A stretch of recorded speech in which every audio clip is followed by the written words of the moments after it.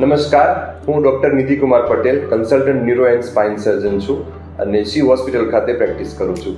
આજે દેવીબેન રાઠોડ છે, જેમનું એક અઠવાડિયા પહેલાં ઓપરેશન કરવામાં આવ્યું હતું સ્પાઇનનું. દેવીબેન, આપને શું તકલીફ થતી હતી ઓપરેશન પહેલાં એ જરા જણાવશો?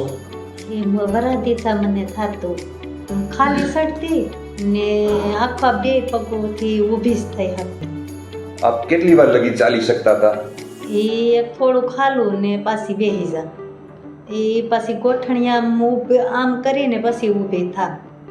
ઓકે, તો એમનો MRI કરવામાં આવ્યો, જેમાં ચોથા અને પાંચમા મણકા ખસતા હતા અને નસ ઉપર દબાણ કરતા હતા, જેથી એને એન્ડોસ્કોપિક ફ્યુઝન, જે સૌથી એડવાન્સ ઓપરેશન છે, એન્ડોસ્કોપ સ્પાઇન સર્જરી ટેકનોલોજી દ્વારા કરવામાં આવતું, જેના દ્વારા એક અઠવાડિયા પહેલાં ઓપરેશન બાદ અત્યારે પેશન્ટ સાવ સાજું છે. આપ અત્યારે ઓપરેશન બાદ શું અનુભવો છો? અટાણે હેલેસ મને.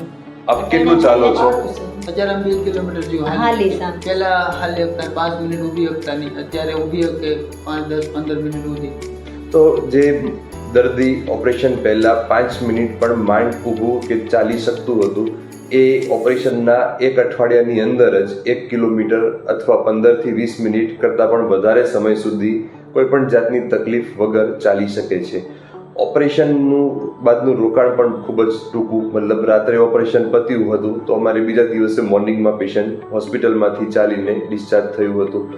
ઓપરેશનમાં કોઈ કાપકૂપ નથી હોતી, લોહીનો બગાડ નથી હોતો, લોહી ચડાવવાની જરૂરિયાત નથી હોતી અને આ સૌથી એડવાન્સ ટેકનોલોજી દ્વારા કરવામાં આવતું ઓપરેશન છે, જેથી દર્દીની રિકવરી પણ ખૂબ જ ઝડપથી બનતી હોય છે અને સલામત પણ બનતું હોય છે.